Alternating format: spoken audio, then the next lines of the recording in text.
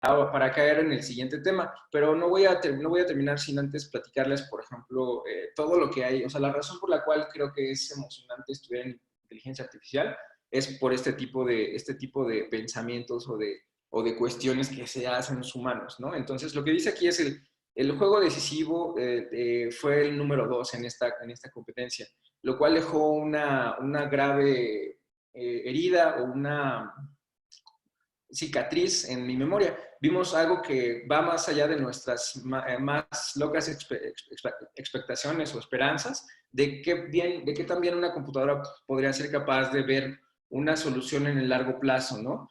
A diferencia de las consecuencias de sus decisiones o como consecuencia de las decisiones. Lo que dice aquí Garry Kasparov, que para mí es valiosísimo, es que la máquina se negó a moverse a una posición que tenía una ventaja en el corto plazo, mostrando de alguna manera un sentido de peligro. Y esta es la parte para mí más importante del estudio de inteligencia artificial.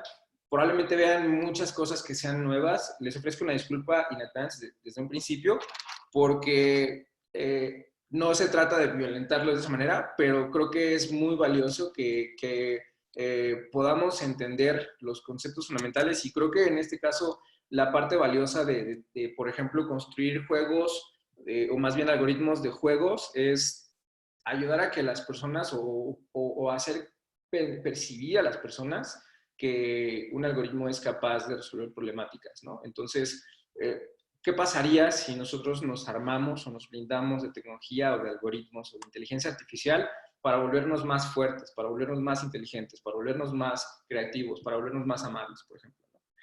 Y entonces, bueno, ay, caramba, ya teniendo o haber platicado esta presentación, ahora sí me voy a el eje rector o la razón por la cual estamos todos y todas acá. Está muy divertido porque este tema es lo más cercano a el concepto fundamental y el que ha revolucionado la computación los últimos 20 años, que es el Machine Learning, en español aprendizaje automático, o Deep Learning, que le llaman aprendizaje profundo. Mi nombre es Quique Díaz, no tuve la fortuna de presentarme. Tal vez 3 cosas que tengan que saber sobre mí. Es que, bueno, aparte de tener la fortuna de empezar DBF, que Rachel nos platicaba que es una escuela que tiene cosas divertidas e interesantes y está lleno de compuñeños como yo y como todos los senseis, y como ustedes también, bueno, la razón por la cual empezamos esto es, mi caso personal es que yo desde muy pequeñito tuve acceso a una computadora, a una escuela, en una escuela pública, de hecho. A los 7 años tuve la fortuna de empezar a tocar un poco Logo, que es un dialecto de Lisp, de un lenguaje de programación justo orientado hacia la inteligencia artificial, porque lo que hace es básicamente es guardar listas de diferentes árboles, básicamente, y después comparar, ¿no? Y bueno, eso definitivamente cambió mi vida para bien, porque ya cerca de los 14 años decidí que esto era lo que quería hacer. Estaba entre estudiar música o estudiar, bueno, ejecución musical y estudiar ingeniería de computación. Y bueno, al final terminé decidiendo estudiar ingeniería. Sin embargo, no terminé la carrera. Fue un proceso muy interesante porque en el Inter se me atravesó una tecnología que se llama Android. Y en 2009 tuve la fortuna de empezar a programar, en noviembre de 2009 tuve la fortuna de empezar a programar aplicaciones Android, cuando aquí en México y en América Latina no había ni siquiera teléfonos, ¿no? Entonces, esa ventaja me permitió, pues, darme cuenta que, por un lado, está padrísimo aprender sobre tecnología y es realmente un reto cuando no tienes mentores, una comunidad cerca, que, bueno, fue cuando construí, me obligó un poco ese contexto a construir Android Titlán, que es una comunidad de programadores Android que se empezó en 2015. Bueno, empezó en 2000, ya tiene de hecho más de 10 años, en 2010, en febrero de 2010, pero después de 5 años se convirtió en la más grande del mundo de programadores Android en español, ¿no? Hoy actualmente seguramente llevamos como 6,000 impactados entre hackatones, eventos en línea, diferentes actividades que hemos lanzado. Yo ya no opero este grupo, esta comunidad, sin embargo sigue viva y me parece que es la cuna de todos aquellos, o el espacio en donde todos aquellos podrían aprender sobre Android de manera gratuita y una vez al mes a través de los meetups y de las reuniones. Y bueno, lo último que he estado haciendo es aprender por mi cuenta, un poco tratando de entender cuáles son los bloques de construcción del desarrollo de la inteligencia artificial, cuál es el camino más rápido, algo muy personal que creo que está tratando, o más bien queremos orientarnos hacia allá en el equipo, es cómo construimos un programa académico que nos permita de la manera más rápida y eficiente posible ayudar a colocar a las personas que terminen para ganarse la vida, ¿no? Y eso un poco más o menos cumple la función con los programas de código, con algunos programas de UX, hemos tenido muchos casos. Sin embargo, en el lado de inteligencia artificial todavía hay todo un sendero que podemos construir y parte de este esfuerzo, la verdad, quiero ser muy transparente con todos ustedes, estos cambios de último y de repente que me paso una presentación y que estoy aquí y allá, se deriva de que en realidad ese es mi proceso de aprendizaje. O sea, la intención de esta presentación, sí, por un lado, definitivamente es compartirles y ponerme a su servicio y poder ofrecer este espacio para que tengamos un lugar donde podamos hablar de inteligencia artificial, como cuando yo hace 10 años no tenía un lugar donde hablar, pero al mismo tiempo es un proceso interno que me ayuda a ser mejor presentador y mejor profesor y además eventualmente mejor ser humano, porque me obliga a estar estudiando todo el tiempo. Entonces, bueno, sin más, la fuente de toda esta presentación, de todas las demás presentaciones pasadas, que por cierto pueden buscar, me encanta lo que dice hasta abajo, always learning, increíble. Perdón, lo que decías, las presentaciones que estuvimos dando la semana pasada, la antepasada y antes de esas, están todas en YouTube, en el canal de DBFLA, youtube.com, diagonal DBFLA. Y como les mencionaba, este es el libro que estamos utilizando como fuente de inspiración. Hay más de 1,500 universidades que lo utilizan como herramienta. El reto que nosotros encontramos en el equipo es que no es tan fácil. Bueno, de entrada está en inglés y la última versión, la que está en español, está en la segunda edición. La segunda edición tiene muchos años que se lanzó, por lo tanto hay nuevo contenido y nuevos retos para estos últimos 10, 20 años, especialmente por un tema. Los últimos 10 años se ha generado el 90% de los datos que hoy tenemos en el mundo. Y eso se debe, bueno, a muchas razones, pero principalmente a poder tener esto que le llamamos cómputo ubicuo, que es la capacidad de tener computadoras tal vez en todo momento, en todo lugar, como los teléfonos móviles, que incluso cuando duermes, pues lo configuras para que te despierte. Entonces está relativamente muy cerca todo el tiempo. Los dispositivos como los smartwatches. Y bueno, eventualmente lo que dicen los especialistas en computadoras es que vamos a tener diferentes computadoras alrededor de nuestro cuerpo actuando de maneras muy inteligentes para resolver problemáticas. Por ejemplo, imagínense que podamos identificar la cantidad de oxígeno que es capaz de procesar tu pulmón, tus pulmones, los neumos, de manera que puedas diseñar un algoritmo predictivo para identificar un decremento en la cantidad de oxígeno que está recibiendo los neumas y de esa manera avisarle automáticamente a tu doctor que tienes que revisar, ¿no? No sé, me estoy volando un poco, pero esa es un poco la intención. Ahora,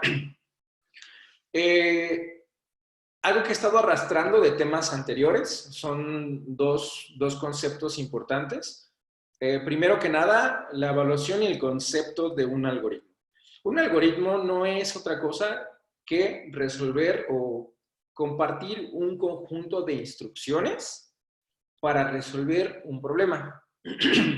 Sin embargo, nosotros como científicos de las computadoras y especialistas en científicos y científicas de las computadoras, siendo especialistas en este tema, lo que nos importa es analizar qué tan eficiente, o es decir, qué tan caro es la ejecución de nuestro algoritmo. Es muy valioso entender esto a nivel macro y a nivel micro, y al principio y al final y en todo momento, porque cuando tú entiendes que la función de los programadores o de los ingenieros de software es encontrar la manera más barata y más rápida de resolver un problema, te das cuenta un poco que, pues, primero no es tan fácil y tenemos que de alguna manera describir o tratar de medir qué tanto estamos teniendo una consecuencia de un algoritmo sobre otro, ¿no? Entonces hay 4 propiedades muy importantes. Uno es si este algoritmo puede ser completado. Por ejemplo, un juego de ajedrez tiene un estado de completado porque hay un ganador y hay un perdedor. Entonces es un algoritmo que se puede encontrar el estado final, ¿vale? Otro concepto es la optimalidad, es decir, cuántos milisegundos está tomando que responda a este algoritmo, ¿no? Porque hay veces que un algoritmo puede estar mal diseñado de manera que tome mucho más tiempo o que para cada variable o para cada caso de uso que le vayamos agregando de complejidad va haciéndose más grande en el tiempo y eso tampoco es valioso ni deseable para nosotros como diseñadores y diseñadoras de algoritmos. Por otro lado, el tiempo, que eso se mide en qué tanto puede, por ejemplo, un algoritmo de búsqueda simple o un problem solver simple pueda pasar de un punto A a un punto B y eso se pueda medir, ¿no? Y espacio, que es la cantidad o la cantidad de memoria que requiere una solución. Por ejemplo, si lo que tú estás haciendo es todo el tiempo ir a preguntar, por ejemplo, a Facebook, cuáles son las nuevas noticias, si tu sistema está basado en espacio o en memoria, lo que va a hacer es, cada vez que vaya a preguntar a Facebook, va a ir guardando más y más y más y más y más y más y más. Y eso tampoco es deseable. De alguna manera tenemos que buscar que nuestros algoritmos, en términos de espacio o memoria, puedan ser cortos o pequeños o se construyan algoritmos de poda, ¿vale? Otro tema importantísimo antes de entrar al detalle, y de hecho se van a dar cuenta que una vez que podamos tener estos fundamentos o estos conceptos fuertes, ya cuando empecemos a hablar del tema va a ser relativamente fácil y podemos irnos muy, muy relajado hasta eventualmente responder dudas, que de hecho si quieren déjenme ir rápido. Mira, órale, Abel se puso en contacto conmigo, me lo mandó en privado, pero si quieres ahorita lo conversamos al final. Qué buena onda, Abel, qué chido que estás acá, bienvenido, por cierto. Bienvenidos a todos y todas.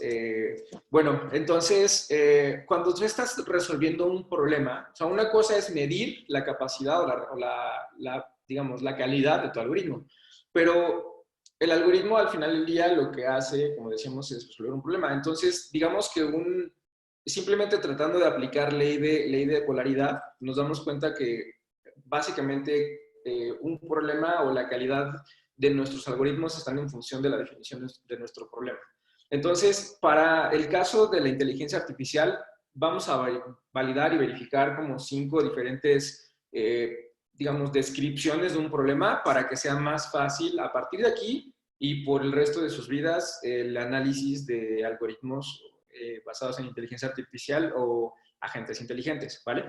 Entonces, requiere o consiste de 5 partes esta formulación o entendimiento de un problema. Es el estado inicial.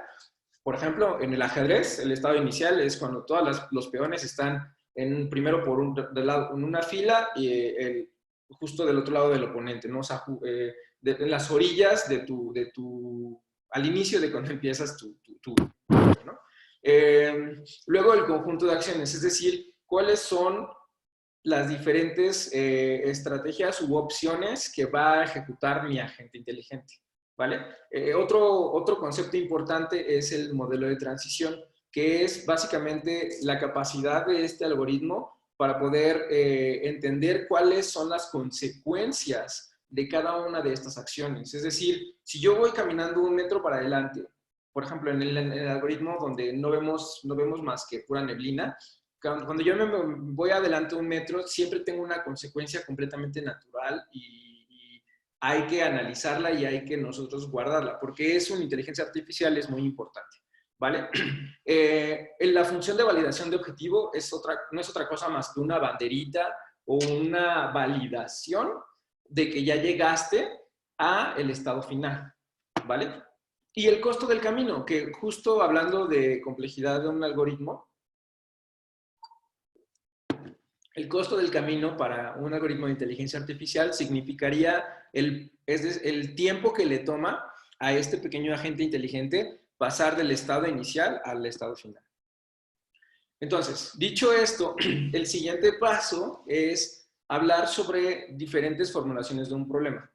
Durante las charlas pasadas hemos hablado de, primero, agentes inteligentes y un poco hablando de diferentes algoritmos de búsqueda, es decir, algoritmos que nos ayudan a poder analizar o recabar de alguna manera información para a partir de ahí discriminarla, discernirla, compartirla y aumentarla, ¿no?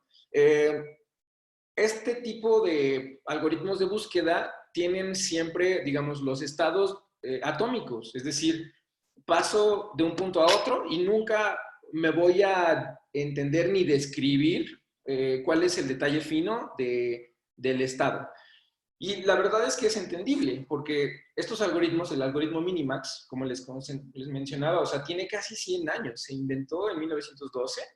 Hay algunos errores en este paper que se encontró, pero la última versión se implementó más o menos en los 50, 60, entonces tiene bastantes años, es muy, muy, muy, muy viejo, es más viejo que Facebook, por ejemplo, ¿no?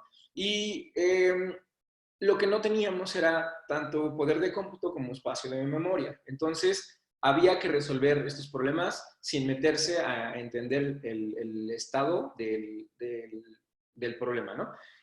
Sin embargo, conforme hemos ido sofisticando y hemos podido tener más cómputo o poder de cómputo en nuestros diferentes dispositivos, hemos buscado maneras de describir mejor el estado de un problema. Entonces, existen ahora dos diferentes maneras, que una es factorado, es decir, para poder llegar a una solución, tengo que, todas las variables que tienen que ver con esta solución, estar de alguna manera niveladas para que el estado final sea este, ¿no? Y entonces lo que toca hacer o lo que tiene que hacer nuestro algoritmo, nuestro agente inteligente, es buscar las estrategias para poder cumplir con estos factores, con estas particularidades. Y entonces se le llama Jaguar Machine, justo porque quien inventó esta maquinita era el tipo que empezó con los telares, porque él tenía una imagen y entonces le pasaba luz para de alguna manera entender el patrón y a partir de ahí replicar lo que se estaba desplegando, ¿no? Entonces, el factoraje de alguna manera es poder entender un problema como un problema altamente complejo, no, no un tema de consecuencia directa o causa y acción, sino un problema altamente complejo. Por ejemplo, el clima es difícil, muy difícil de predecir al 100%, porque un pequeño cambio de variable en el tiempo ocasiona condiciones terribles o cambios radicalmente diferentes entre un estado final y otro, ¿no? Entonces, para eso lo que hacemos un poco es utilizar el factorado o hay otro tipo de problemáticas en las cuales tienen una codependencia directa a una variable sobre otra y a partir de ahí es importante entonces, digamos que empezar a construir una serie de estados de creencia o de suposiciones para que a partir de ahí podamos ir resolviendo más eficientemente un problema. Y ese es justo, o sea, el inciso B, de hecho no entiendo por qué es este pequeño mapita que vemos aquí en realidad es del libro, del Artificial Intelligence Modern Approach, tercera edición, pero bueno, no entiendo por qué está dos veces B. Lo que sí me queda claro es que, por ejemplo, en el último caso, hay cierto tipo de variables que tienen una codependencia directa y ahí es donde estamos ya entrando en materia, ¿no? Entonces, ¿cómo definiríamos formalmente o cómo trataríamos de describir, así como ya hablamos de cómo se evalúa un algoritmo, así como hablamos de cómo se formula un problema, la pregunta es, bueno, ¿cómo o qué es este tipo, este paradigma o esta perspectiva de visión respecto al problema de satisfacción de restricciones? Dicho de una manera muy simple, el poder, digamos, recuerden que el estudio de inteligencia artificial, al menos desde la perspectiva del libro y de todas estas charlas, parten desde la percepción del agente inteligente, es decir, un pequeño algoritmito, un script en Python, si lo quieren ver así, que de alguna manera va a hacer creer al humano o al usuario que lo que está construyendo o lo que está pasando es una especie de raciocinio, es decir, el agente es racional. Es la forma más fácil en la que tú puedes construir algoritmos de inteligencia artificial y tenemos 60 años probando diferentes perspectivas. A esto le llamamos Turing Test, la prueba de Turing, ¿no? Que lo que dice básicamente es, mientras más, perdón, lo que dice Turing es, en vez de tratar de simular cómo es que piensa un humano, mejor vamos a tratar de simular una conversación. Y si el humano es incapaz de reconocer que la computadora es una computadora, entonces podemos considerar que ha pasado pues, esta prueba, ¿no? Es muy interesante porque surge un concepto que se llama Imitation Game. De hecho, hay una película incluso acerca de todo esto alrededor. El tipo Turing era un genio, de hecho. Y bueno, la parte valiosa para regresar al tema del problema de destrucción de restricciones es que cuando nosotros entendemos cuáles son los límites de nuestros problemas, es mucho más fácil y más barato en términos de cómputo o en términos algorítmicos de resolver este problema. Entonces, este modelo de pensamiento de resolución de problemas es orientarte a encontrar cuáles son las restricciones, cuáles son los límites para aplicar una ley de polaridad o tratar de encontrar cómo esto se puede ir resolviendo más fácil. Déjenme entrar ya ahora a nivel conceptual. Lo que les decía es, para poder resolver un problema de satisfacción de restricciones, necesitamos describir 3 estructuras de datos o 3 modelos mentales. Por un lado, X, que es el conjunto de variables. Platicábamos atrás que justo ya no vamos a hablar de los estados de un algoritmo inteligente como una caja cerrada, sino más bien vamos a entenderlos como llegué aquí porque hice una serie de cosas en una medida que me llevaron al lugar en donde estoy, ¿no? Entonces, las variables, de alguna manera, las tendríamos que guardar en X, ¿no? Y la forma en cómo escribes un poco el universo de variables es X1, puede ser, o X, el número que tú quieras, hasta llegar a la XN, que un poco lo que trata de describir esta notación un poco chafa también, es perdón, no me dio tiempo de ponerle uno chiquito, no sé qué pasó, copié y pegué y no jaló, pero la idea es que expresemos aquí el conjunto de variables o todas aquellas cosas que se van a evaluar para poder entender cómo se resuelve el problema, ¿no? D es el dominio, es decir, todas las opciones bajo las cuales la variable se satisface bajo una serie de preceptos o de premisas. Y C es el conjunto de limitantes, ¿vale? Entonces, la verdad suena muy abstracto, pero vamos a llevarlo a un ejemplo matemático y ahora dentro del libro justo hablan de este ejemplo que está muy divertido. Básicamente lo que dicen es lo siguiente. Imagínate este problema.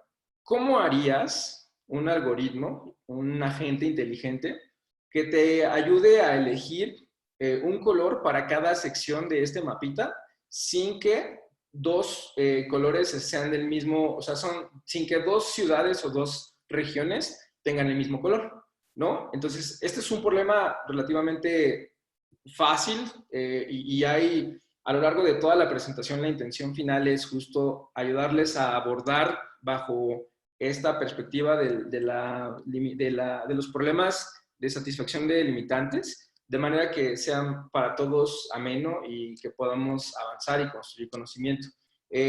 Por favor, si tienen dudas, sería genial que me lo escriban en el chat. Ya regresé a ver si había algo, me parece que no hay nada, pero sería genial que me compartan si es que llegan a tener alguna duda. Y por favor, tampoco se queden, si es algo muy sofisticado, por favor, sin ninguna pena. Yo creo que lo más valioso que podemos hacer es siempre buscar la manera de resolver nuestras dudas, porque justo para eso estamos. Y mientras más me preguntes, más valioso voy a sentir que fue lo que te compartí. ¿Vale? Bueno, entonces para eso, ¿cómo lo haríamos, no? Partiendo de la formulita pasada, lo que haríamos sería tratar de describir en X un conjunto de cada una de las ciudades, ¿no? Por ejemplo, en este caso es la primera variable es Australia del Este, la siguiente es Territorio del Norte, la siguiente es la Q, que debería ser Queensland, y así, perdón. Describes todas y cada una de las variables o de los elementos que quisieras empezar a analizar para resolver esta problemática. Ahora, las limitantes es justo, como decíamos, Bueno, un tema importante es que vamos a tratar de elegir de entre 3 colores que no se repitan. Entonces, aquí, por ejemplo, tendrían que ser 3 diferentes, ¿no? Y la idea es que nuestro algoritmo pueda elegir entre RGB, ¿no? Red, green and blue. Rojo, verde y azul. Entonces, la intención es que, por ejemplo, si este de aquí termina siendo rojo, este no puede ser rojo. Entonces, la computación o el cálculo o el análisis matemático o el análisis lógico que tendríamos que llegar es que si este es azul, este tiene que ser verde y este tiene que ser rojo. Y a partir de ahí vas haciendo la satisfacción de restricciones, porque para cada vez que tú resuelves una variable, termina siendo más fácil resolver la siguiente. De hecho, esto es lo más cercano a lo que llamamos programación lineal o regresión logística o regresión sí, regresión logística, porque lo que estamos tratando de hacer es entender un fenómeno más complejo, no con el estado inicial, el estado final y cuáles son las diferentes opciones y pensar en cada una, sino partir de cuáles son las limitantes para a partir de ahí ir creando cada vez más limitantes y hacer que nuestros algoritmos de cómputo, nuestros algoritmos inteligentes ocupen menos poder de procesamiento. Entonces, bueno, aquí lo que deberíamos decir es que, por ejemplo, en este caso, SA debería ser diferente de WA, ¿no? Entonces, South Australia debería tener un color diferente de Australia del Este, ¿no? Y luego, esa es una limitante. Pero para cada caso hay una limitante también. Entonces, lo que hacemos es describir poco a poco cada uno de los diferentes límites que tenemos o constraints. Y luego al final lo que hacemos es una teoría, una validación, un lanzamiento de hipótesis, ¿no? Por ejemplo, en el caso de WA debería ser rojo y entonces en NT debería ser verde y así vamos consecutivamente resolviendo de manera que una vez que tú ya tiras una variable o que tú ya le pasas o le asignas a WA una opción que en este caso es rojo, ya defines por lógica cuáles son las demás, ¿no? Y esa sería la forma en la que puedes resolver de la manera más simple una problemática partiendo de estos 3 conceptos, ¿no? Entendiendo las variables, cuáles son los dominios de esa variable y el conjunto de limitantes.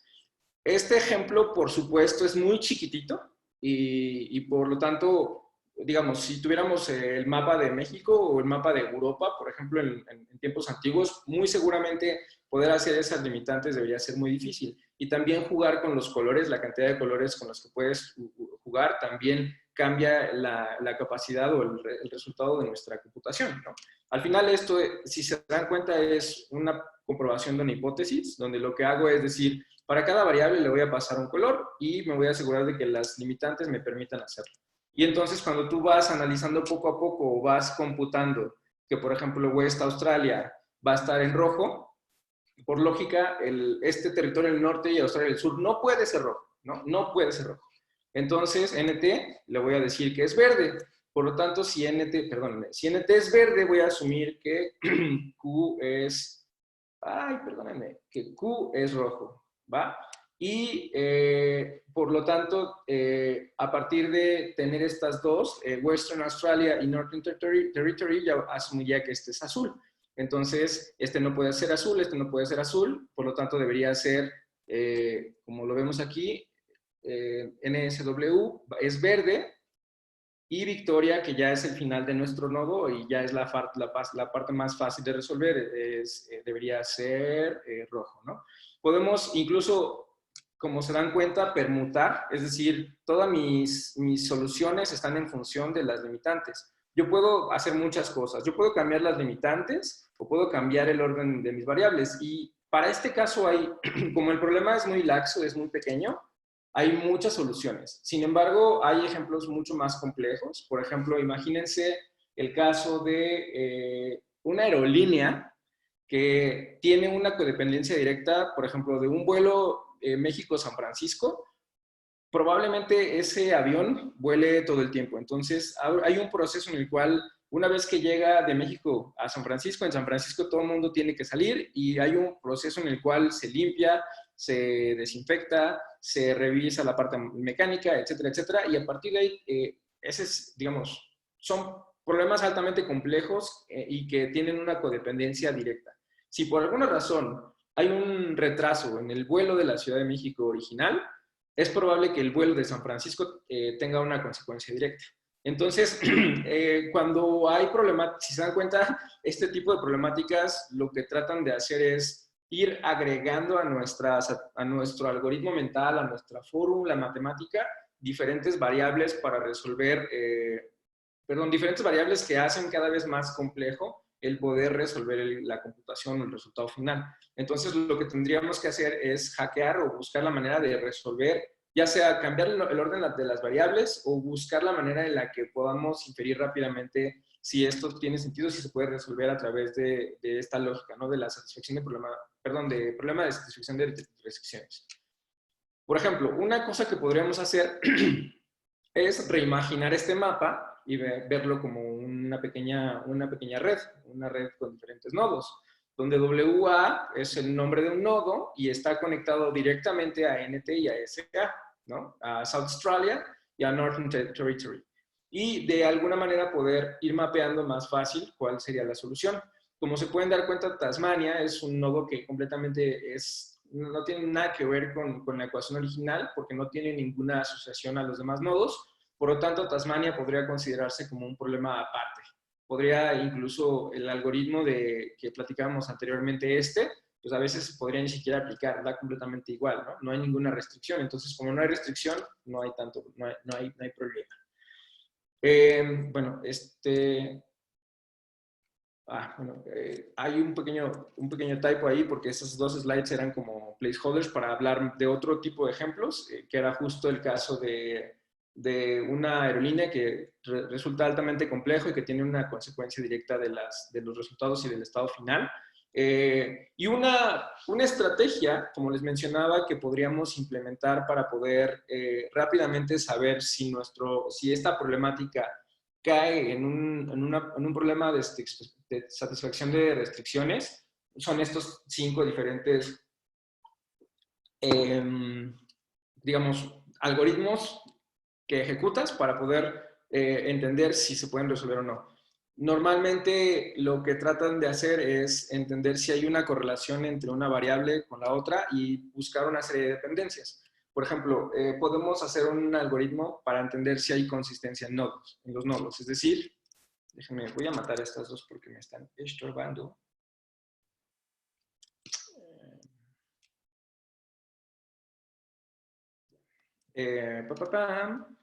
¿Ya me ven ahí de nuevo? Vale. Bueno, lo que decía es que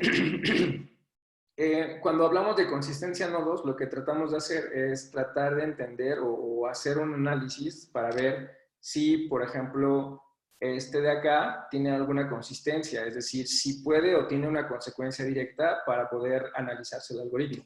En el caso de T, el nodo T no es consistente, es decir, no se puede, si corriéramos un algoritmo o un agente inteligente para analizar, se quedaría ahí sin operar, entonces en el caso de T, pues no se resuelve. Pero en WA sí podría, ¿no? Entonces, para eso, de hecho, no me quiero meter en tanto detalle en este tema en particular, porque básicamente es un solo algoritmo que es la consistencia en arcos aplicado a diferentes parámetros que le pasas al mismo algoritmo. Y el algoritmo es de los años 70, de 1972. Entonces, no hay mucha ciencia alrededor. Sin embargo, creo que es muy importante que lo entendamos a nivel conceptual y por eso justo estoy aquí. Y si tienen dudas, por favor, escríbanme, ¿va?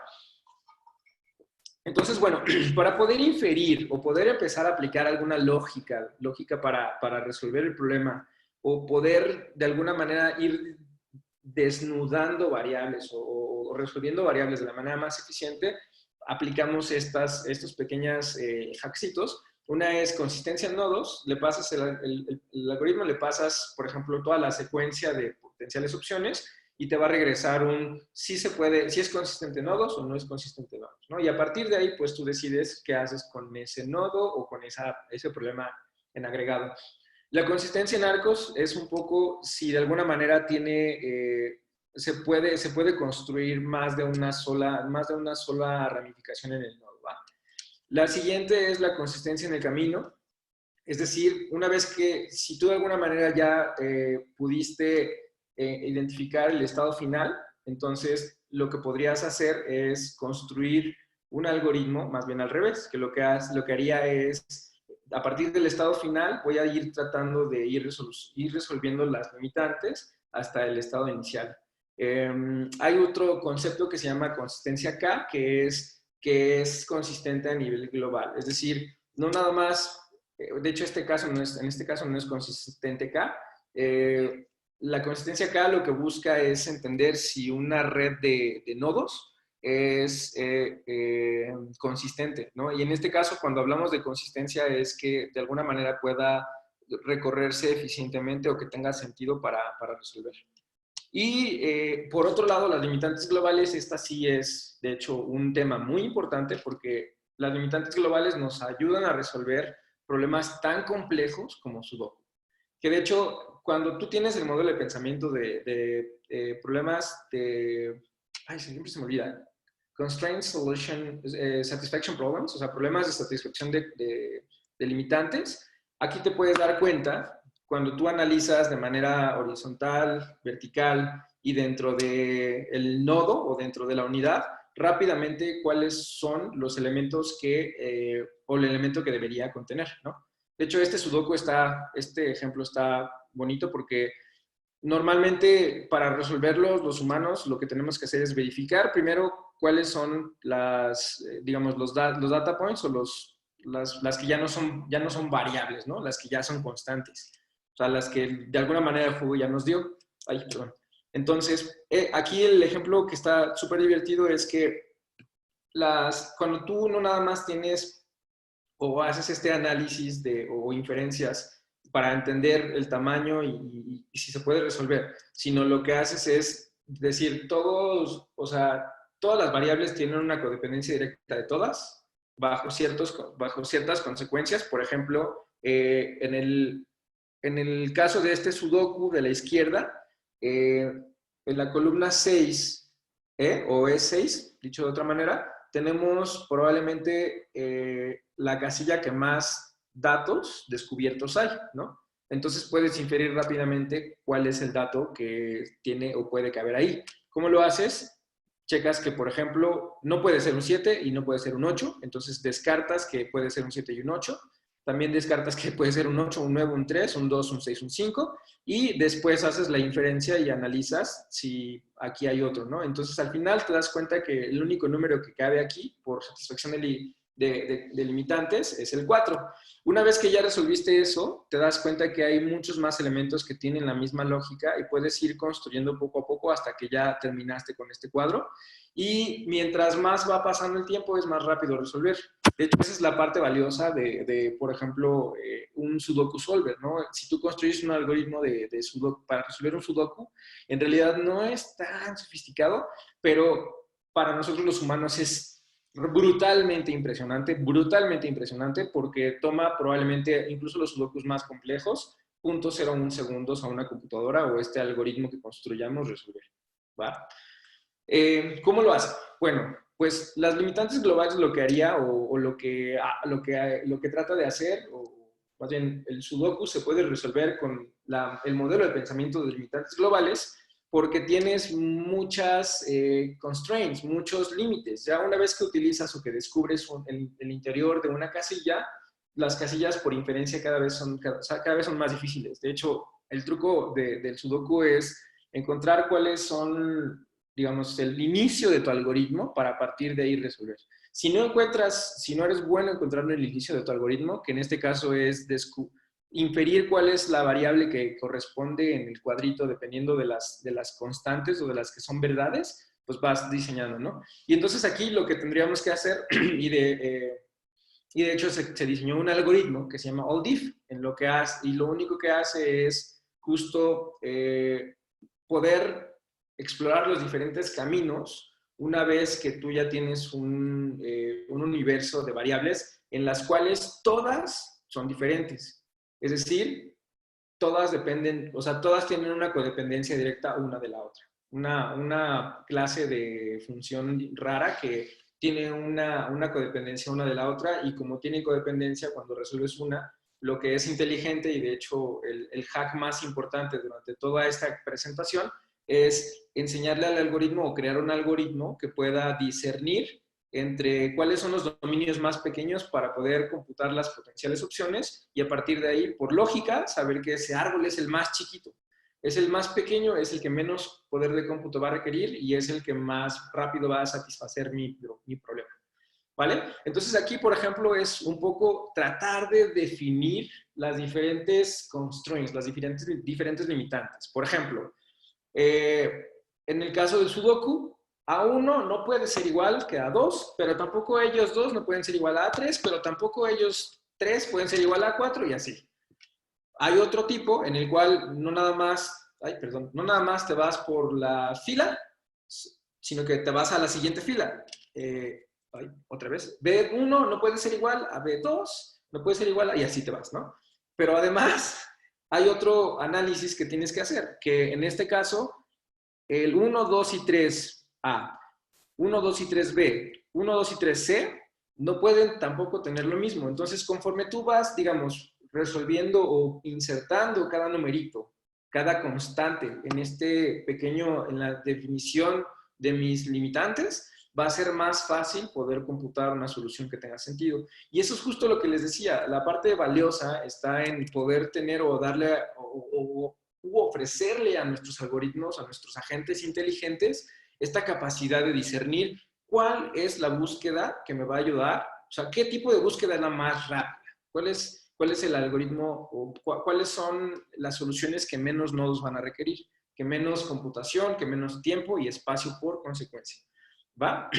Ahora, este también es un concepto, de hecho, probablemente no lo quisiera tomar, no lo quisiera platicar, se los voy a dar muy brevemente porque tiene sentido dentro del libro, pero básicamente lo que hace el autor después es empezar a explicar sobre diferentes algoritmos que ya se estudiaron en versiones pasadas, por ejemplo, un algoritmo de búsqueda. Le aplicas un algoritmo de búsqueda a nuestro pequeño nodo y a partir de ahí puedes ir encontrando cuáles son las diferentes alternativas o caminos o árboles de decisiones que son los más pequeños. Y eso es justo interesante, pero no es tan poderoso como este concepto de búsqueda local, que de hecho, conforme lo fuimos, el libro viene, el capítulo 3 habla sobre algoritmos de búsqueda simple cuando las búsquedas están desinformadas. Pero las búsquedas informadas son más eficientes porque tú tienes exactamente claridad de cuál es la consecuencia directa de aquello que haga el agente inteligente. Entonces, por lo tanto, la búsqueda local es mucho más eficiente y sobre todo es eficiente porque un algoritmo de búsqueda local es muy fácil de hackear y de cambiarlo a un algoritmo de búsqueda online. ¿Qué significa esto? Pues básicamente los algoritmos de búsqueda online tienen una base de conocimientos con muchas más capas de información de las cuales nuestro algoritmo puede aprender.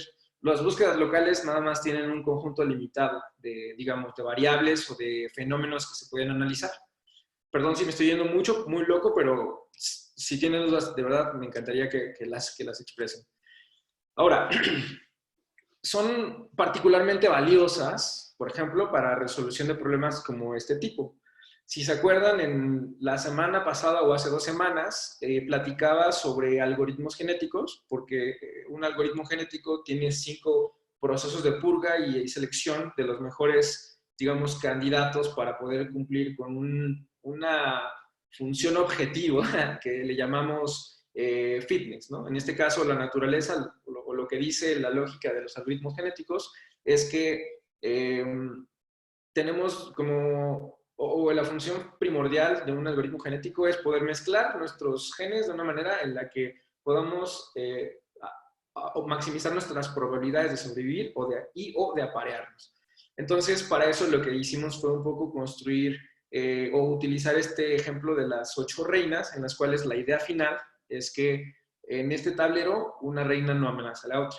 Y justo este es otro tipo de problemáticas donde el Constraint Satisfaction Problem o el problema de satisfacción de limitantes funciona muy bien. ¿Por qué?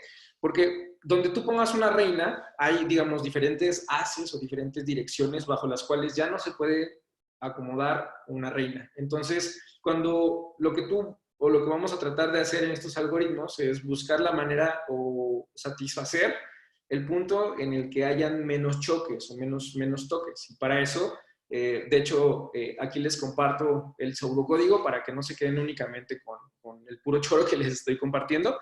Me hizo falta a lo mejor ponerle aquí las diferentes partes del algoritmo, pero déjenme, solo para que se vea más chulo, ¿no? Déjenme ver aquí, function, ¿no? Entonces lo que haces es decir, esta es mi función que se llama, encuéntrame dónde están o cuál es la solución de todo este universo de opciones, cuál es aquella que me genera los conflictos mínimos. Entonces lo que voy a hacer es pasarle un problema de solución, perdón, un problema de satisfacción de limitantes, en este caso descrito como lo habíamos mencionado, ¿no?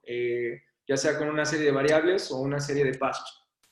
Y los pasos máximos. Entonces lo que estamos tratando de medir un poco es cuando tú siempre tratas de poner max steps, lo que vas a buscar es la eficiencia de la respuesta, ¿no? Entonces,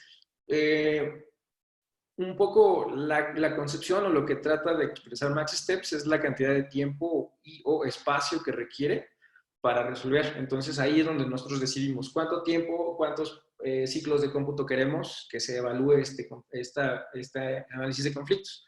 Y esta función siempre va a regresar una solución o una respuesta. Me dice José, para el uso de la inteligencia artificial, ¿recomiendas hacer tus redes neuronales a puro código o bien usar los típicos frameworks existentes? José, es una gran pregunta. Yo pienso, si quieres vamos a terminar esta primera parte y ahorita te juro que te contesto porque es una gran pregunta y creo que de aquí todos vamos a poder tomar ventaja y sacar provecho. ¿Va? Nada más déjenme terminar esta parte, que ya de hecho ya estamos a punto de terminar. Nada más falta cambiar la estructura de un problema, digamos, repensar el problema y a partir de ahí ya terminamos. Entonces, de aquí lo que tenemos que ingresar en este método, en esta función, es el problema, o sea, toda la descripción del problema de satisfacción de limitantes. Y lo que vamos a hacer en la variable current es guardar el asignamiento.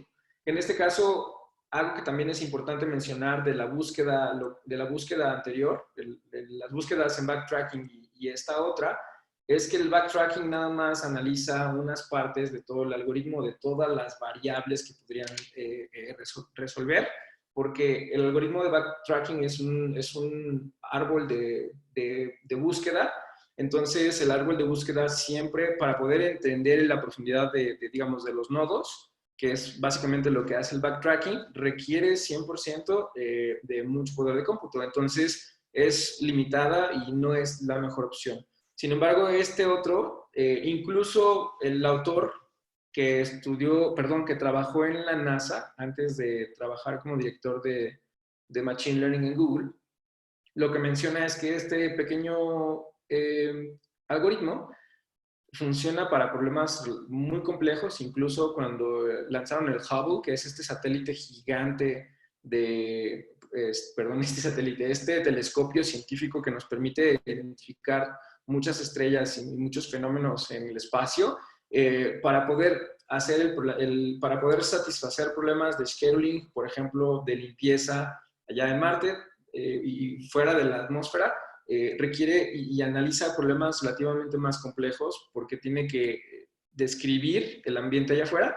Y este algoritmo, a pesar de eso, pasó, digamos que la solución anterior tomaba años computar, más o menos cuál era la solución más eficiente, y este algoritmo lo redujo a 10 minutos. Entonces, por muy pequeñito que sea, es hiper poderoso y hiper valioso. Entonces, si tienen chance, échenle un ojo y documentense respecto a mean conflicts, ¿no? Si lo buscan literalmente en Google van a encontrarlo muy rápido. Entonces, bueno, la idea es que la variable current va a guardar el estado inicial del CSP, del problema de satisfacción de limitantes, y a partir de ahí voy a iterar, ¿no? Entonces, por favor, lo que hace es, en la variable i, llega hasta el tamaño de los pasos máximos. Si entonces el estado actual es una solución, entonces regresas pues, al estado actual y ahí se termina. Pero si no, entonces agregamos una variable conflictuada para poder empezar a analizar y a ir poco a poco en el árbol de análisis de resolución de problemas. Tenemos que utilizar diferentes variables para poder rápidamente identificar dónde es que hace más sentido nuestro análisis. Y de alguna manera digamos, un algoritmo de exploración. Así como, por ejemplo, en Age of Empires lo que hacíamos era, no sé, buscar 10 o 15 o 20 aldeanos y los pones a buscar para tú entender mejor el contexto. Aquí es exactamente lo mismo. Y lo único que computas o lo único que te importa como ingeniero de inteligencia artificial es calcular o siempre medir los pasos máximos, ¿no? Porque, por ejemplo, si no pudiéramos analizar o limitar el tiempo, hoy en día, a pesar de que las computadoras como los TensorFlow Processing Units, digamos, las computadoras que sirven hoy para poder analizar problemas complejos matemáticos como este,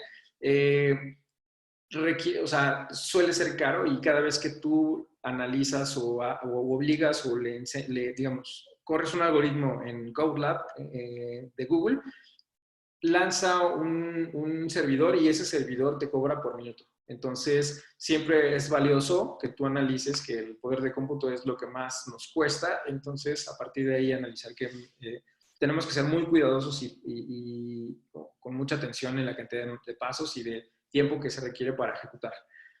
Y bueno, entonces ahí, después de que guardas la variable o en var, todos los posibles conflictos, guardas el valor donde es que hay menos conflictos, ¿no? Y a partir de ahí, ese primer algoritmo de búsqueda hace toda la diferencia, porque normalmente cuando tú estás trabajando o tratas de resolver problemas utilizando algoritmos de búsqueda, el algoritmo de búsqueda por sí solo no suele ser tan eficiente como si le ayudas a tu algoritmo, a tu agente inteligente, a explicarle que antes de poder computar las diferentes opciones, más bien lo que vamos a hacer es, en vez de hacer la poda alfa-beta como lo haríamos en un algoritmo de juegos, más bien lo que haces es pensar al revés. Utilizas lo que decíamos, una ley de polaridad para tratar de entender cuáles son los conflictos mínimos y a partir de ahí, pues optimizar para encontrar dónde es que no se tocan. Por ejemplo, en este caso, las reinas. Y bueno, vas a guardar ahí los conflictos y si por alguna razón el tamaño no pudiste encontrar el conflicto dado la cantidad de pasos máximos, entonces lo que vas a regresar siempre es que no pudiste encontrar a través del mi-conflicts, no se puede resolver, ¿vale? Ahora, la última forma o el último modelo de pensamiento que les quiero compartir respecto a resolución de problemas limitantes es un poco cambiar la estructura de un problema, porque a veces cambiar de perspectiva te ayuda mucho. Por ejemplo, el mismo ejemplo que hablábamos de Australia, vamos a tratar de describirlo a través de una arquitectura de grafos, de una manera en la que no aparezcan exactamente como se ve en el mapa que tenemos de Australia, sino más bien una serie de elementos que tienen una especie de codependencia, ¿no? Y entonces lo que hacemos es, el nodo A va a tener una codependencia directa con el nodo B, y el nodo B tiene una codependencia directa con el nodo C y el nodo D, ¿no? Y el nodo D tiene una codependencia directa con E y con B y con F, ¿no? Y el nodo E tiene una dependencia directa con D, pero el nodo F tiene una dependencia directa nada más con D.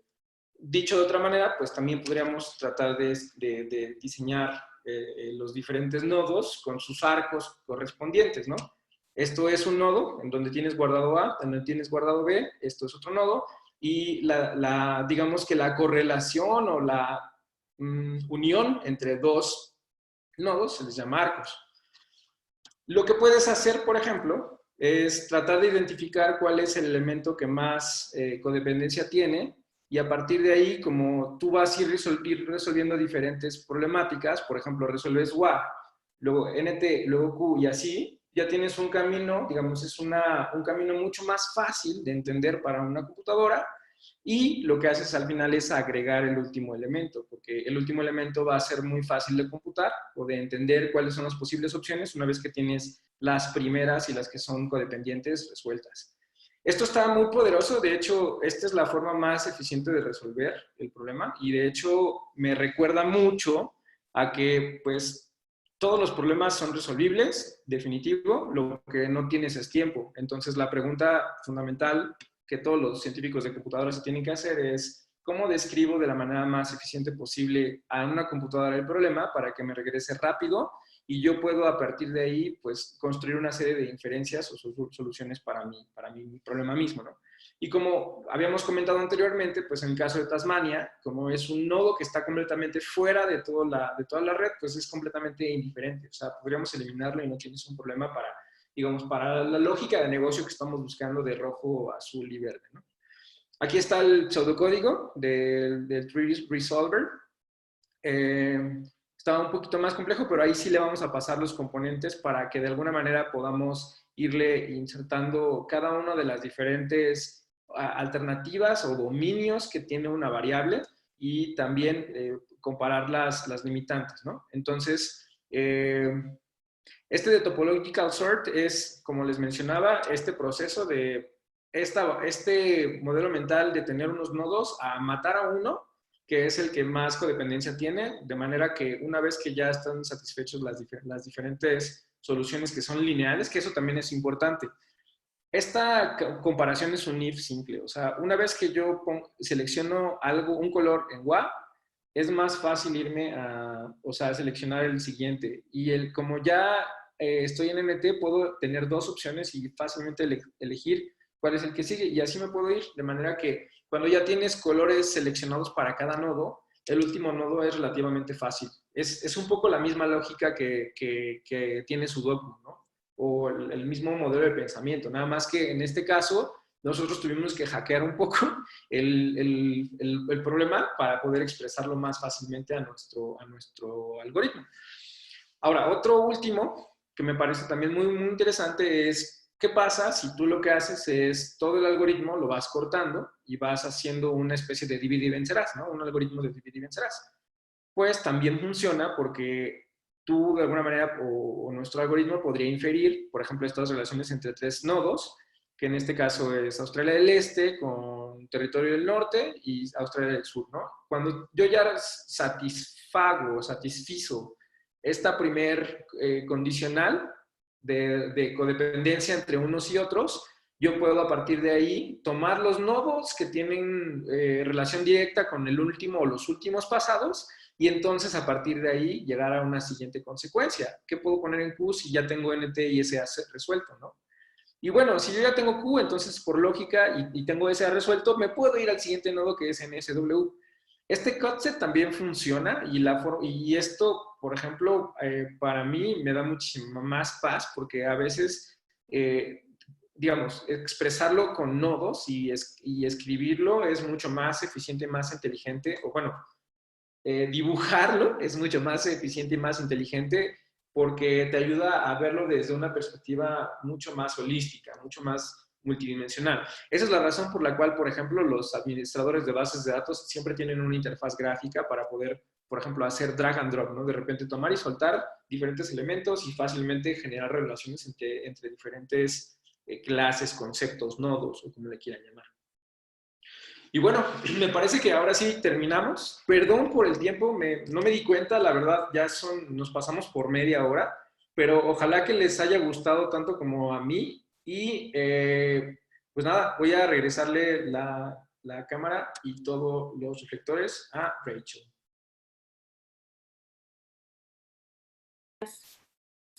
Muchas gracias. Y gracias a todos por estar aquí. Hay una pregunta que viste en el chat, Quique, de José Ramos. Dice, para el uso de la inteligencia artificial, ¿recomiendas hacer tus redes neuronales a puro código o bien usar los típicos frameworks existentes? Bien, buena pregunta, es verdad. Qué bueno que me recordaste, Rach. Mira, déjame ir a específicamente... ¿Dónde está el comentario? Ay, no lo puedo ver. Déjenme esperarme un segundo porque quiero ver textualmente.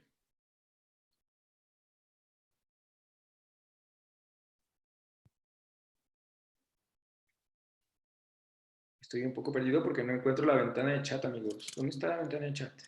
¿Quieres que que te escriba otro mensaje? A ver si se te prende una notificación. Ah, ya lo vi. Sí, tienen razón. Yay, gracias, Paige. Sí, aparecen más, no entiendo por qué. Bueno, todavía me estoy acostumbrando a ello. Ah, bueno, José Ramos, lo que dice es, para el uso de la inteligencia artificial, ¿recomiendas hacer tus redes neuronales a puro código o bien usar los típicos frameworks existentes? Es una gran pregunta. Yo creo que como todo gran problema, lo más importante es la definición de las limitantes. Entonces, por ejemplo, yo lo que trataría de entender, José, es qué tanto tiempo tienes para poder construir el algoritmo. La otra es qué tanto sabes sobre redes neuronales, qué tanto sabes sobre Python, y a partir de ahí tratar de buscar el camino más corto para tratar de resolver.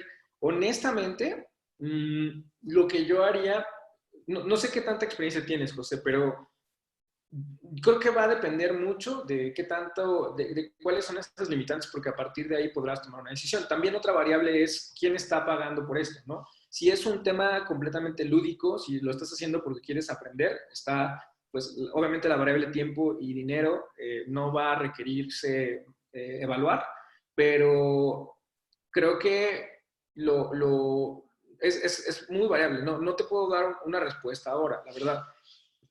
Lo que sí te puedo decir es que poder construir una red neuronal en realidad no es más sofisticado que los pequeños algoritmos que vimos acá. De hecho, el pseudocódigo está muy bonito porque lo que hace es expresar rápidamente de qué va esta lógica o cuál es el modelo mental que siguió quien diseñó esta solución. Y lo que nos toca a nosotros es un poco entender por qué lo diseñó, la historia, y a partir de ahí, pues usarlo como caja de herramientas, ¿no? Creo que la analogía más cercana es, si tú eres un carpintero, muchas veces tienes un montón de herramientas y lo que hace más sentido no es siempre tratar de resolverla con una sola, sino para cada problema resolver diferentes cosas. Entonces, si te soy muy sincero, dependerá, también tendrás que entender si tu solución o si el problema que quieres resolver requiere forzosamente inteligencia artificial. Porque, por ejemplo, con un algoritmo de búsqueda podrías llegar a una solución relativamente rápida sin tener que construir más nada. ¿Ok? Ahora, por último, yo creo que TensorFlow, Keras y toda la comunidad, incluso FastAI, que es un nuevo framework, te permite resolver mucho del código que podrías construir, José. Sin embargo, el problema que yo vi en mi experiencia personal tratando de empezar a construir mis propios algoritmos fue, wow, ya sé cómo hacer algoritmos convolucionales para poder identificar perros y gatos en mi imagen. El problema es que detrás de eso, por ejemplo, había una línea de código que decía stochastic gradient descent, ¿no? Descenso gradiente estocástico. Y yo era como de, what the fuck, perdón por mi francés, pero es como, ¿qué demonios es esto? Es muy difícil en términos de inteligencia artificial entender, por ejemplo, un pequeño script, porque está, dado que la mayoría del fundamento detrás de la inteligencia artificial son otras ciencias como la estadística, la lógica, muchas matemáticas, especialmente cálculo y probabilidad, terminan siendo la mayoría de las veces conceptos que no son tan fáciles de entender. Entonces, si tú te pones, por ejemplo, a buscar stochastic, mira, aquí literal, aquí aparece, ¿no?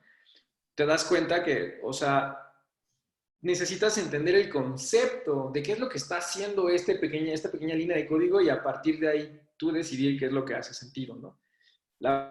Lo decía la semana pasada y creo que lo repito, el truco de aprender inteligencia artificial no está en la parte de código, sino en entender, aunque sea a nivel conceptual, de qué va o cuáles son los modelos de pensamiento. Porque una vez que tú ya entendiste eso, lo de menos es encontrar el código, lo de menos es encontrar el concepto que resuelve tu problema y listo, let's do it, ¿no? Ojalá que eso te haya funcionado, estimado José Ramos. Bueno, R. David pregunta, cuando se trata de optimizar un algoritmo, ¿Bastaría con tener un objetivo, reducir el tiempo de ejecución y la memoria utilizada? Uh, yo creo que la forma, me gusta mucho, es una buena pregunta, David, me voy a ir a justo esta parte, ¿no?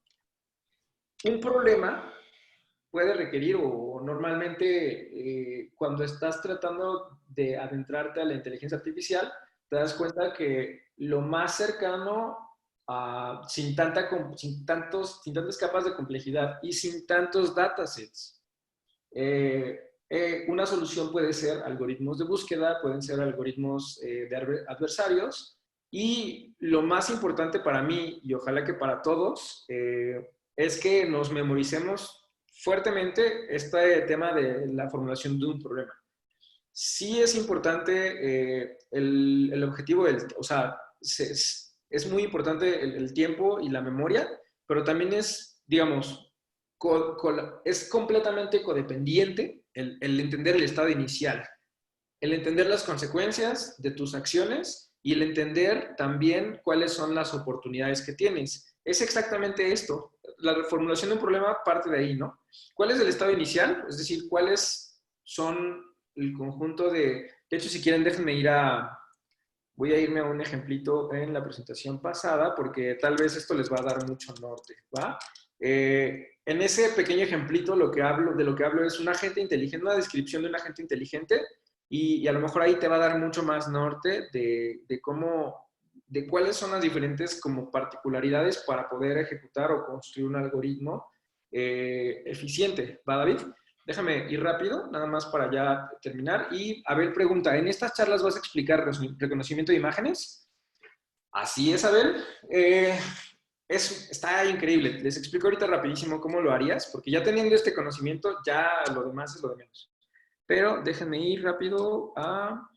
Me voy a ir a el diagramita, que está casi hasta el final, ¿va? Aquí. Miren, este es un ejemplo de un agente de aprendizaje, que es casi lo que estamos haciendo con el paradigma de problemas con limitantes, ¿va? Aquí, esta es una forma muy rápida de expresar un agente, un algoritmo de incluso una red neuronal, estimado José.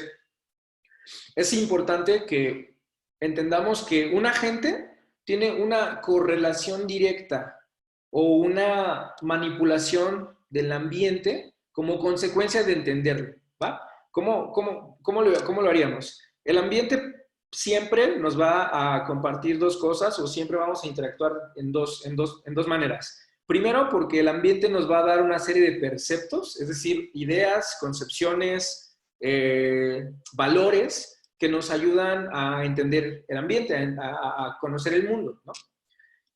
A través de un concepto que se llaman sensores. El sensor es, digamos, el último elemento que recibe tanto el impulso, puede ser una serie de imágenes, es decir, el impulso de luz o un impulso eléctrico, ¿no? Y a partir de ahí poder como inferir qué es lo que está sucediendo. Después de que yo ya sé exactamente cuál es el precepto y cuál es la consecuencia que tiene dentro de la gente, tengo que pasar a un modelo de crítica, un proceso de crítica, en donde lo que tengo que hacer es entender cuál es el objetivo y a partir de ahí, pues identificar en dónde me encuentro y hacer un análisis de desempeño. Es decir, si la meta final es llegar a 10 y me encuentro en 2, pues tengo que medir, ¿no? De 10 a 2, ¿cuánto es? Y a partir de ahí, decir, el crítico tiene que saber y entender esa parte o ese número.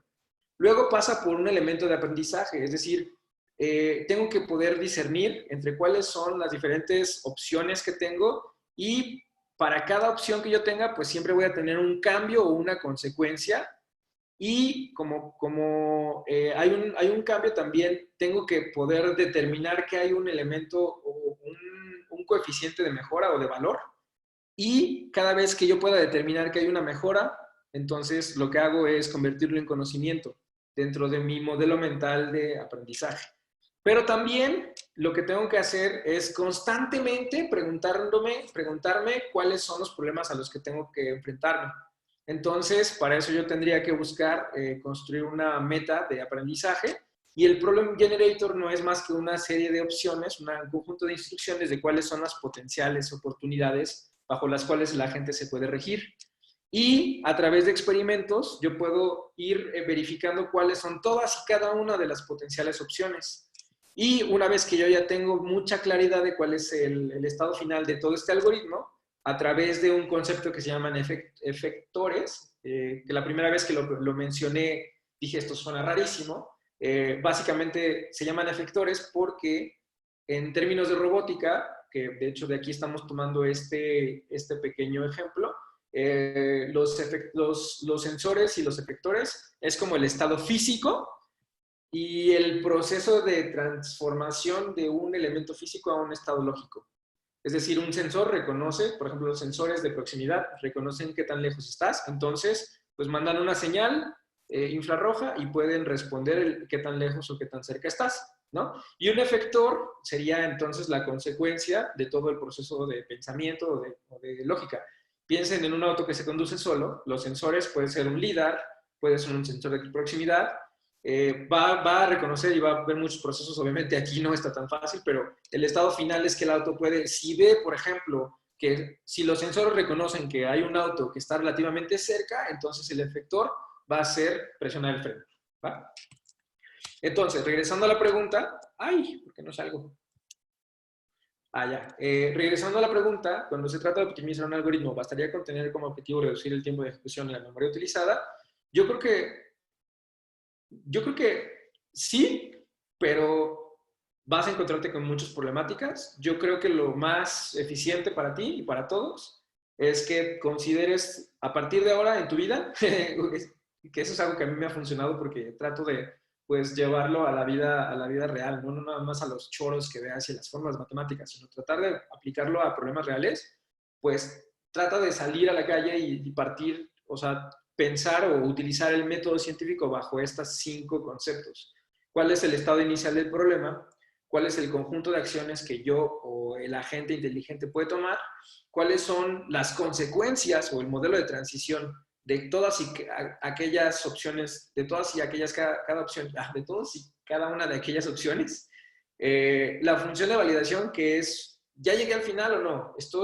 ¿Ya bajé 10 kilos o no bajé? Sí, no, ¿cuál es la consecuencia, no?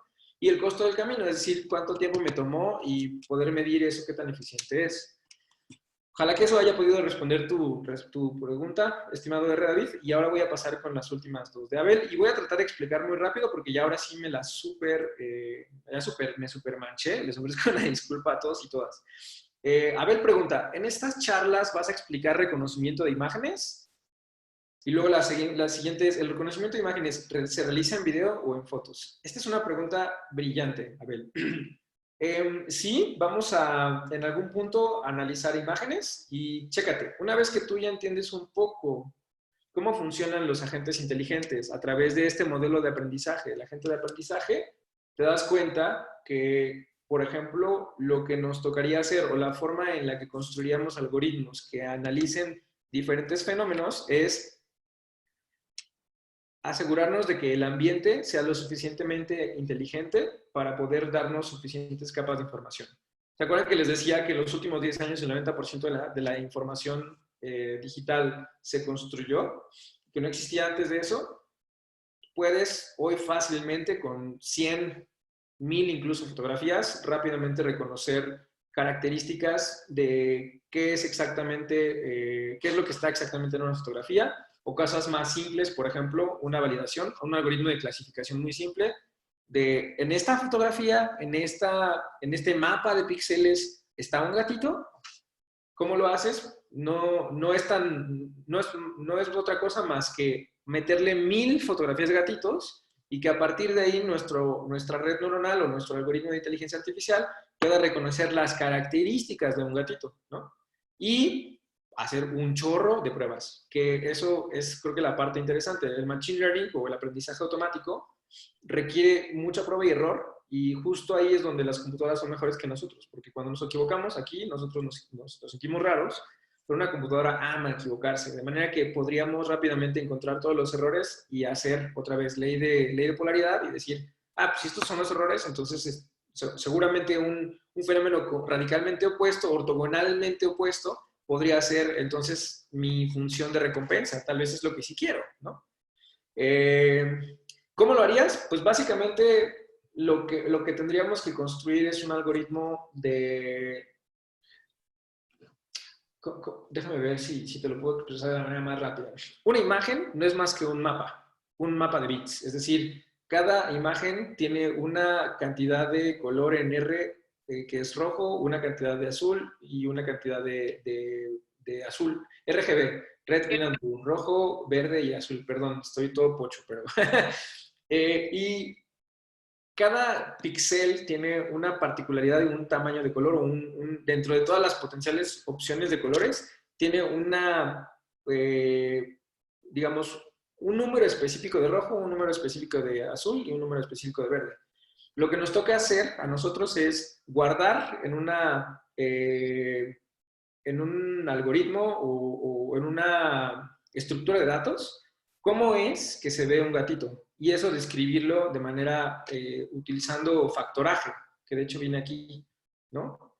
El fenómeno gatito, ¿qué clase de dependencias tiene? Por ejemplo, un gatito puede tener, normalmente tiene 4 patas, normalmente tiene una cola, tiene 2 orejas, tiene pelito, tiene colores particulares y lo que nos toca hacer a nosotros es entender cómo cada una de esas características se puede mapear matemáticamente, para que entonces podamos tener esa base de conocimiento y luego hacer un pattern matching, o sea, identificar cuáles son todos aquellos gatitos que hay en esa imagen.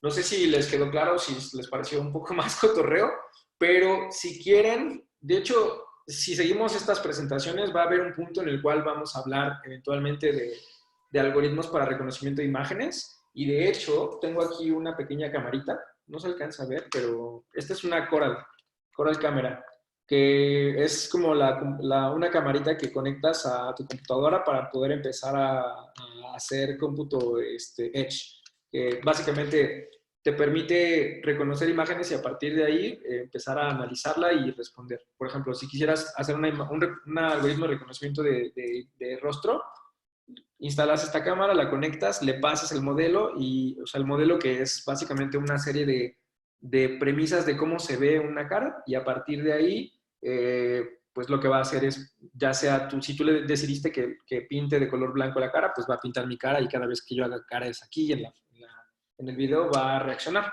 Sí lo vamos a ver y respondiendo al tema del video, recuerda que el video no es más que 24 veces una imagen o más bien 24 imágenes.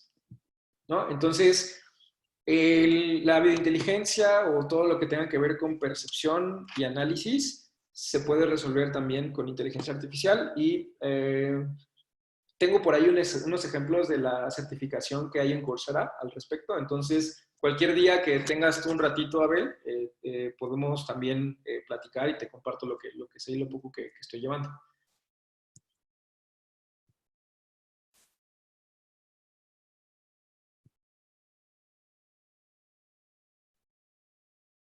¿Listo, Quique? Sí. Muchas gracias. Gracias a todos por seguir con nosotros. Nos pasamos un poquito de tiempo, pero espero que lo hayan disfrutado. Y a los que llegaron un poquito después, les recuerdo que empezamos clases el 25 de mayo. Nos encantaría contar con todos ustedes. Les pego aquí los links para que puedan solicitar su beca. Pueden ver toda nuestra oferta de cursos en dbf.la. Y muchas gracias de nuevo. Manténganse pendientes en nuestras redes para asistir a nuestras próximas charlas. Gracias, Quique. No, gracias a ustedes. Qué buena onda, Gracias a Rachel, todos. el tiempo. Bonito fin de semana a todos. Gracias, David. Gracias, Abigail. Gracias a todos. Gus, gracias. Nos vemos pronto.